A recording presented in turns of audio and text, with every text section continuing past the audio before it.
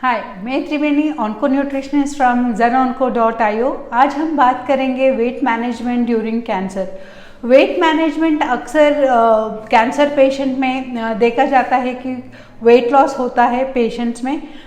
जब पहली बार वो कैंसर डायग्नोसिस के लिए आते हैं तो डॉक्टर जब पूछते हैं तो बोलते हैं बेवजह उनका वेट घट रहा है। तो अक्सर ये कैंसर का वेट लॉस अलग होता है नॉर्मल वेट लॉस से भी। तो वो ये ऐसा होता है कि जब कैंसर पेशेंट डायग्नोसिस हो जाता है तो ये वेट लॉस उनका स्केलेटल मास कम हो जाता है और उनका क्वालिटी ऑफ लाइफ कम हो जाता है। उनको ज़्यादा टायर्डनेस, फैटिग ये सारा महसूस होता है।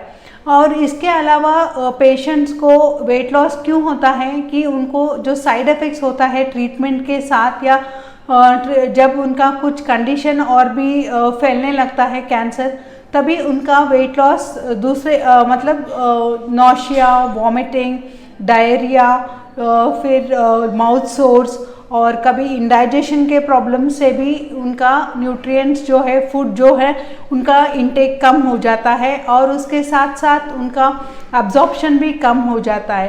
तो उसके लिए पेशेंट्स को पहले क्या करना चाहिए कि अपने न्यूट्रिशन का असेसमेंट करना चाहिए। उससे पता चल जाता है कि पेशेंट माल नरिश्ड है या कितना माल नरिश्ड है। जैसे कि क्लास होता है मॉडरेटली, सीवियर, ऐसे क्लास भी डिवाइड होता है।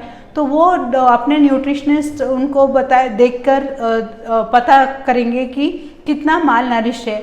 तभी उनको जब वो पेशेंट का माल नरिश या वेट कितना कम हो रहा है उसके मुताबिक वो न्यूट्रिशनिस्ट उनको कैलकुलेट करेंगे अपने कैलोरीज और प्रोटीन इंटेक में। फिर उनके लिए अलग सा डाइट चार्ट बनाकर प्रिस्क्राइब करते हैं। तो उसके बाद जब पेशेंट को डिस्फेजिया होता है, डिस्फेजिया का मतलब निगलने में मुश्किल होता है, उस टाइम पर पेशेंट को ज़्यादा तरफ से फूड का कंसिस्टेंसी में चेंज करना चाहिए। वो है कि जैसे पेशेंट को जैसे माउथ कैंसर हो जाता है या पेशेंट जब कीमोथेरेपी या रेडियोथेरेपी पे चला जाता है तो उनका माउथ में बहुत सारे छाले वगैरह हो जाता है। तो उस टाइम पर उनका खाने का कंसिस्टेंसी हम लोगों को चेंज करना चाहिए क्योंकि उनका इंटेक बहुत कम हो जाता है इसकी वजह से। तब हमें क्या करना चाहिए, उस समय पर हमें फूड का कंसिस्टेंसी जैसे उनको स्मूदीज़ बनाकर आप खिला सकते हो या उनको जूस के फॉर्म में, जैसे जूस हो गया तो जूस अधिक मात्रा से वेजिटेबल एंड फ्रूट्स को दोनों कंबाइन करके फ्रूट जूसेस बनाना चाहिए। और उसके साथ साथ जब आप स्मूथीज़ बनाते हो तो उसमें भी आप चाहिए तो ये हरी वाली ग्रीन लीव्स आप ऐड करके फिर उसके साथ कुछ वेजिटेबल्स, फ्रूट्स भी ऐड कर सकते हो या कॉम्बिनेशन आपको चुन सकते हो। आपको जो चाहिए वैसे कॉम्बिनेशंस में आप दे सकते हो। लेकिन ये भी देखना चाहिए उनके रीनल पैरामीटर्स को भी ध्यान रखते हुए।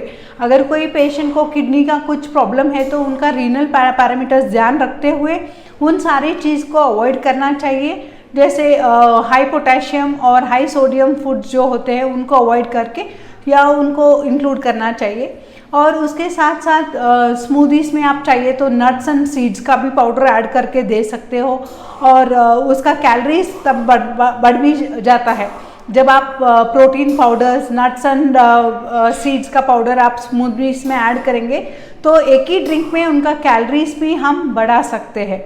उसके अलावा आप जो वाटर कंसिस्टेंसी का फूड जो रहता है, ज़्यादा मात्रा में पानी जो रहता है खाने में, वैसा कंसिस्टेंसी फूड्स आपको लेना चाहिए। जैसे खिचड़ी हम लोग जो घर में बनाते हैं वो थोड़ा गीला वाला फूड जो हम लोग बोलते हैं, जिसमें हम पानी ज़्यादा डालते हैं, वो उससे उनको खाने में निगलने में आसान हो जाता है। और खिचड़ी जब आप बना रहे हो तो उसमें भी आप चाहिए तो थोड़ा ब्राउन राइस या रेड राइस या आपको मिलेट्स के साथ साथ थोड़ा दाल्स ऐड कर सकते हो। वो डिपेंड करता है पेशेंट के एल्बुमिन और वो प्रोटीन का इंटेक से डिपेंड करता है। और वो आपके डाइटिशियंस बता देंगे कि आपको कितना प्रोटीन इंटेक लेना है, तो उसी मात्रा में आप लोग दाल वगैरह ऐड कर सकते हो उसमें। और उसके साथ साथ कई वेजिटेबल्स या आप उसके साथ कोई ग्रीन लीव्स भी ऐड करके खिचड़ी बनाकर पतला वाला कंसिस्टेंसी में आप बनाकर पेशेंट को खिला सकते हैं। अगर पेशेंट को माउथ सोर्स है, माउथ के छाले बन जाते हैं या कभी कभी पेशेंट को माउथ कैंसर हो जाता है, तभी उनका इंटेक बहुत मुश्किल हो जाता है और उस समय पर केयर टेकर्स को बहुत समझ में नहीं आता है कि कैसे उनका खाना खिलाएं हम और उनका प्रोटीन और कैलोरी रिक्वायरमेंट कैसे फुलफिल करें। तो उसके लिए हम डाइटिशियंस या सजेस्ट करेंगे कि उनको कि ना कंसिस्टेंसी में कैसा लेना है, कितना पहले जब सर्जरी होता है माउथ कैंसर में तभी उनको बोलते हैं कि उनका पहले क्लियर लिक्विड से शुरू करते हैं। जब वो क्लियर लिक्विड्स मतलब टेंडर कोकोनट वाटर हो गया, बार्ली वाटर हो गया या स्ट्रेन्ड फ्रूट जूसेस हो गया, ये सारे क्लियर लिक्विड्स हम लोग बोलते हैं। तो उसको पहले देना चाहिए। अगर वो वेल टॉलरेट करते हैं पेशेंट, अगर वो खाने पीने में टॉलरेट कर रहे हैं तभी हम लोग उनको उसके बाद हम थोड़ा थिक कंसिस्टेंसी का फूड्स हम लोग सजेस्ट करते हैं। थिक कंसिस्टेंसी का मतलब जैसे दाल पानी हो गया या आपको थोड़ा बटर मिल्क दे सकते हो या उसके साथ साथ थोड़ा गंजी वगैरह पतला वाला गंजी आप बनाकर वो भी दे सकते हो। या वो टॉलरेट करने के बाद हम लोग फिर उनको सेमी सॉलिड फूड्स में शिफ्ट करेंगे। तो सेमी सॉलिड फूड्स मैंने ऑलरेडी बताया है कि खिचड़ी वगैरह हो गया, ये सारी चीज़। लेकिन जो पेशेंट को मुंह में छाले हैं या माउथ कैंसर होता है तो उनको मैं ज़्यादा तरफ से अल्कलाइन रिच फूड्स ही खिलाने के लिए बोलती हूँ, क्योंकि उससे क्या होता है उनका छाले पर छाले पर उनको ये दर्द नहीं होता है। तो उनको थोड़ा टेम्परेचर भी चेंज करना चाहिए उस समय पर, जैसे उनको थोड़ा कोल्ड फूड्स देना चाहिए। उसके साथ साथ कोल्ड फूड्स नहीं तो रूम टेम्परेचर वाले फ्रूट जूसेस या खिचड़ी वैसे आपको खिलाना चाहिए जब मुंह के छाले होते हैं या माउथ का कैंसर जब होता है। तो उसके साथ साथ अगर पीने में तकलीफ़ हो रहा है तो निगलने में तकलीफ़ हो रहा है तो वो पेशेंट को हम लोग क्या कर सकते हैं एक स्ट्रॉ की द्वारा, लेकिन स्ट्रॉ भी आपको देखना चाहिए कि वो अच्छी तरह से उसको स्टेरलाइज किया हुआ हो। स्टील स्ट्रॉस आजकल बाज़ार में मिल रहे हैं तो वो लेकर आप थोड़ा बहुत उससे भी पीने में आसान हो जाता है पेशेंट्स को। तो उसके बाद जब पेशेंट्स को डायरिया, बहुत सारे पेशेंट्स को डायरिया भी हो जाता है तो उस समय पर डायरिया के समय पर हम लोगों को मिल्क प्रोडक्ट्स को अवॉइड करना चाहिए और उसके साथ साथ थोड़ा फाइब्रस फ्रूट्स भी अवॉइड करना चाहिए।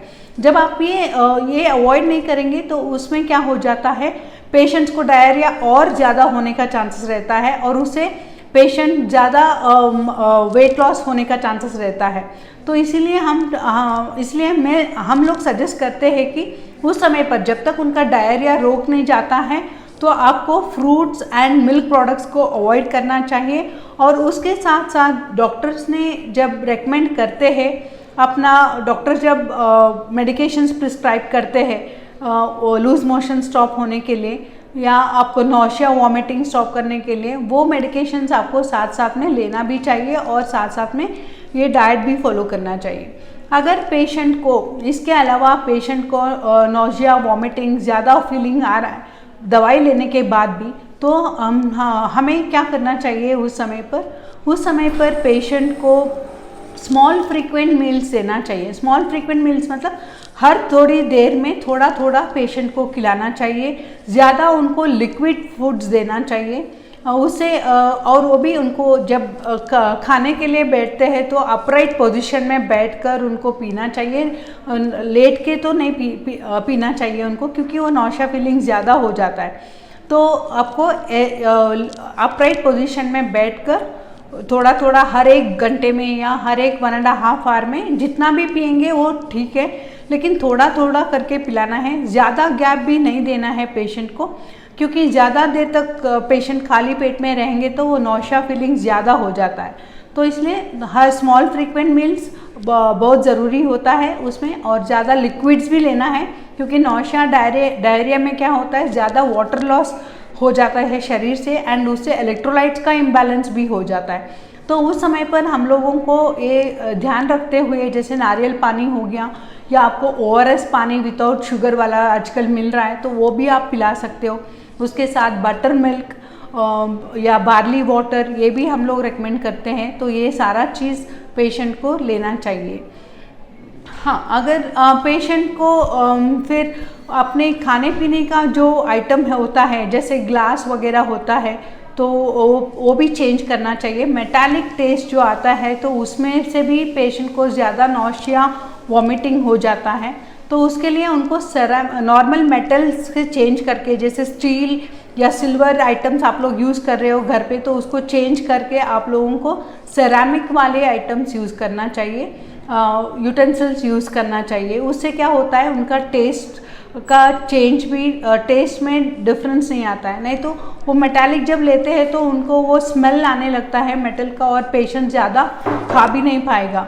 तो उसके साथ साथ पेशेंट को ये भी ध्यान रखना चाहिए, जब घर में जब कुकिंग हो रहा है तो ज़्यादा नज़दीक किचन के पास ना रहे, क्योंकि वो स्ट्रॉन्ग फ्लेवर फूड जो होते हैं, जैसे ऑनियन, गार्लिक वगैरह घर में जो खाना बन रहा है, उससे भी पेशेंट को नौशा फीलिंग ज़्यादा हो सकता है। तो ये सारी चीज़ हम लोग ध्यान रखते हुए उनका राइट टाइम पर राइट फूड खिलाएंगे, या उसको अधिक मात्रा में प्रोटीन, जैसे डाइटिशियन से कंसल्ट करके कितना स्कूप प्रोटीन देना है, प्रोटीन पाउडर ऐड करना है, या कितना ग्राम्स का प्रोटीन रेकमेंड किया है, उतना उन लोगों को फॉलो करना चाहिए हर एक मील में। तो इससे वेट मैनेजमेंट अच्छी तरह से हो जाएगा। और उसके साथ साथ अगर पेशेंट थोड़ा बहुत चलने फिरने लायक रहता है तो उनको एक्सरसाइज भी बहुत इम्पॉर्टेंट होता है, क्योंकि जब भी हम खाते हैं न्यूट्रिएंट्स अब्जॉर्प्शन होने में हमें एक्सरसाइज की बहुत ज़रूरत होता है। जब हम एक्सरसाइज करते हैं तभी हमारा न्यूट्रिएंट्स वेल अब्जॉर्ब होते हैं शरीर में, और डाइजेशन भी ठीक से हो जाता है। खाना खाने के बाद हर एक पेशेंट को हम लोग यही एडवाइस करते हैं कि 10-15 मिनट उनको चलना चाहिए, जाके तुरंत लेटना नहीं चाहिए उनको। तो ये सारी चीज़ आप लोग मेंटेन करने से वेट मैनेजमेंट हम लोग कर सकते हैं। अगर हम लोग वेट मैनेजमेंट नहीं करेंगे तो पेशेंट का माल नरिश हो जाएंगे, और उससे उनको इन्फेक्शंस जल्द से जल्द पकड़ने का चांसेस रहता है, क्योंकि उनका इम्यून सिस्टम वगैरह सप्रेस हो जाता है। तो कैंसर पेशेंट्स में ये वेट मैनेजमेंट बहुत ज़रूरी होता है।